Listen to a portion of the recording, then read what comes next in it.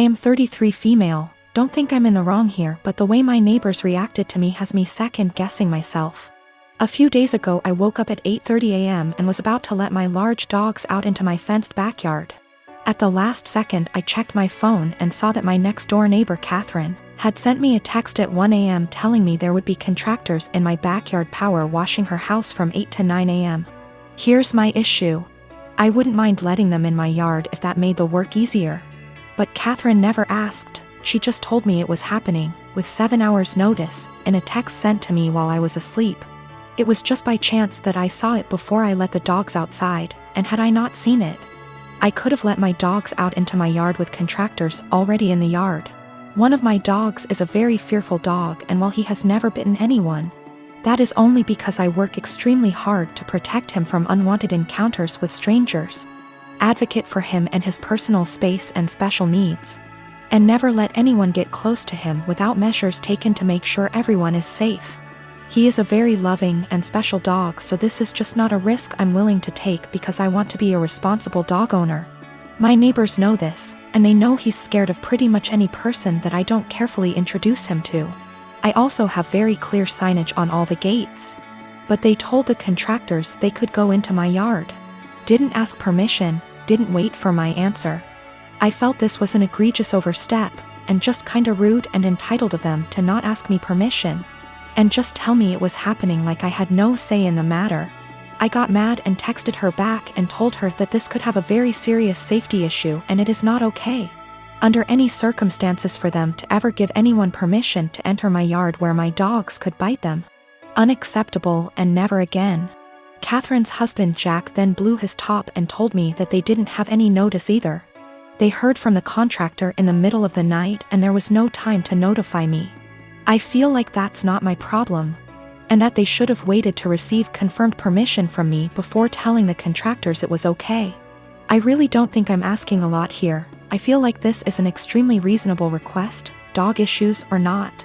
Then Jack told me that my behavior was unacceptable and that any harassment of the contractors would be dealt with, and that I was to immediately cease harassing Catherine. I never even spoke to the contractors. And I sent Catherine a total of 4 text messages that more or less said that this is a boundary they can't cross. This was unacceptable, and they are not to do it again. Jack sent me a few more nasty texts, and at this point I'm not really interested in being friendly anymore. But Jack still said that I was the one who was being unacceptable. Jack just yelled at me from his balcony to tell me that the painters will be coming back multiple times this week and he doesn't know when, so I am calling the company first thing tomorrow and explaining the situation to them. I am installing gate locks this afternoon. I knew my ex for almost 10 years. We go back all the way to high school and have been friends.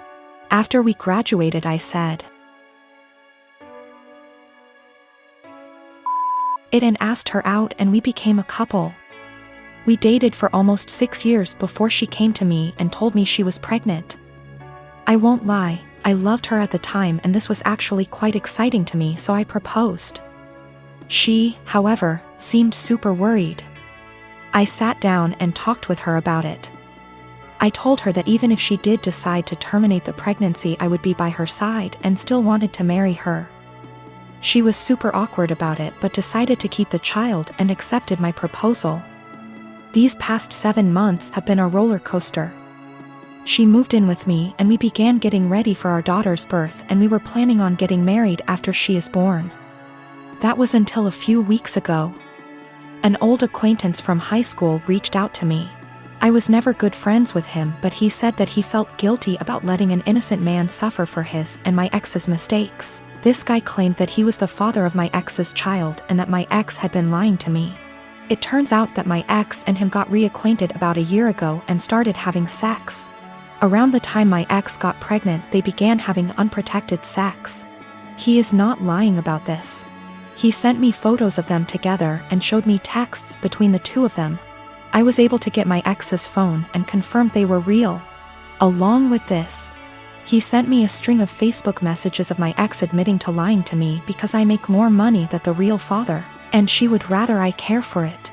Suffice to say, I was pissed. I confronted her, she cried, I cried, it was a mess. In the end, I broke it off then and there and evicted her from my apartment. She's in the process of moving out now, but I have not said a single word to her. I have pretty much told her that I want her out of my life. I also demanded a DNA test the minute the child is born. If it is mine, I'll help her support it. If not, then I am never seeing her again. I've been cold to her. Her and her parents has tried multiple times to work it out with me, but I've refused any contact with them. At one point she got all of her friends together to try to talk to me, and I kicked them out of the apartment with threats of calling the police. Anytime she's tried to reconcile, I've shut it down. My friends are saying I'm in wrong here. According to them, she's pregnant, and because of that I should at least be helping her till the baby is born, even if it isn't mine. I disagree fully, but I could be wrong. So, right now I'm in kinda a shitty situation. I've been treating my ex-fiancé pretty cold and demanding a paternity test for the child she's carrying. All of my friends are saying I'm being a major asshole, but I don't feel that way. A while back, my brother married a woman who had an 11-year-old son named Billy. A year later, my sister-in-law gave birth to a little girl. 2 years later, she gave birth to a boy. Billy, who was 14 by this time, was treated like an outsider.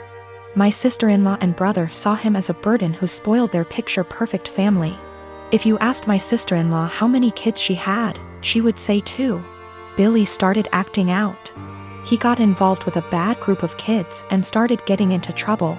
He started failing all of his classes. He eventually got into drugs and was suspended from school. My brother and sister-in-law were fed up with him. I asked my brother if Billy could spend the summer with me and my husband. We have a hobby farm, and I thought maybe getting away from his life for a while could help him some. Well, they were more than happy to get rid of him, my SIL's words. It was kind of rough the first few weeks. He had a lot of anger issues. But my husband kept his hands and mind busy doing work on the farm. And we both made sure that he knew he was loved and wanted. By August, he was a totally different kid.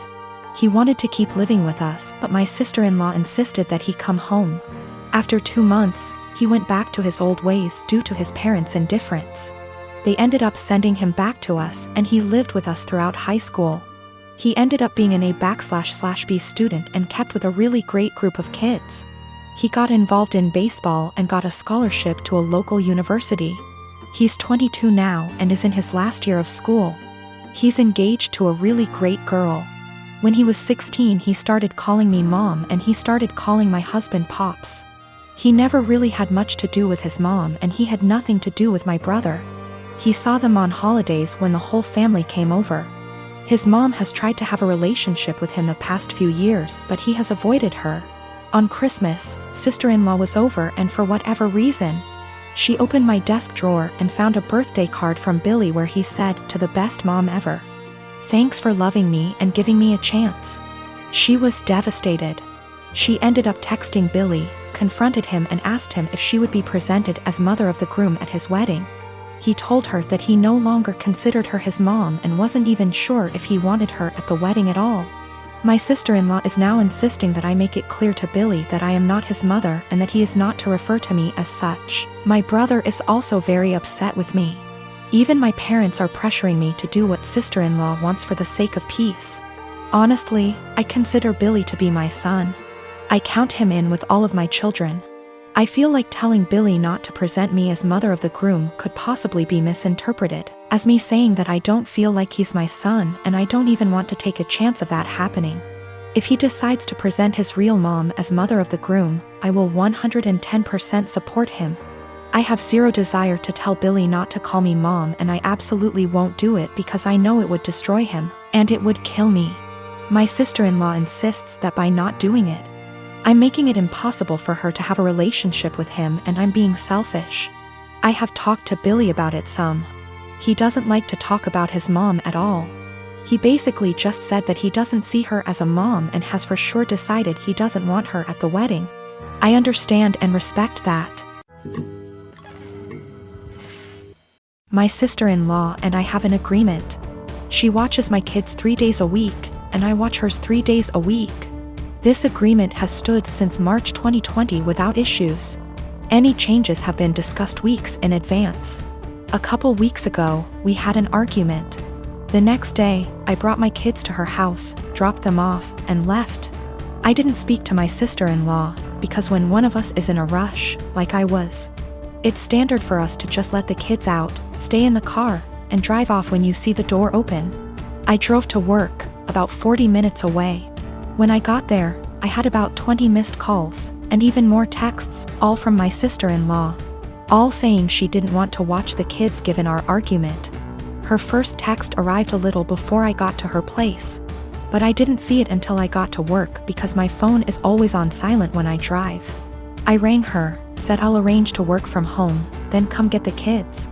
She said I have 45 minutes to get back to her place or she would call the police. I told my supervisor the situation, and she said I could leave after I did a few things. This delayed me 20 minutes. When I got back to my sister-in-law's, just over an hour later, she said she'd already called the police when the 45 minutes ran out. I then had to stick around long enough to tell the officer that I didn't abandon my children, there was just a communication issue. Sister-in-law and I had another shouting match later over this. I arranged other childcare for my kids and I've been mostly ignoring her since. However, she reached out and apologized, and has asked if I'd be willing to go back to the old childcare arrangement. I work with kids. If I got child abandonment on my record, I would never work in my field again, which she knew. And her calling the police was a massive overreaction, so if she needs a babysitter she can go whistle for all I care. She said that if I checked my phone, talked to her that morning, or came back when I was supposed to, she would not have needed to call the police, and I did this to myself. As she gave me a warning with that first text and I could have checked my phone or spoken to her directly when I got to her place. All of which she says she would have done if she were in my position, given that we'd argued the night before. I've told her that if she thinks I'm babysitting for her, she's delusional, and she's on her own. Because of my refusal, it's looking like she may have to quit her job because my brother and her would pay more for a babysitter than they would earn from her working. My mother and brother have both called me an arsehole because there were no consequences to her calling the police, and that while she overreacted, she's apologized, so if I really forgive her, I'll let us move on. This income loss would also mean that she, my brother, and my niece and nephew might need to move somewhere cheaper. That my brother might have to take on extra hours at work. And in an extreme scenario they may even be completely unable to live independently, meaning they'd have to move in with her parents, who live several hours away.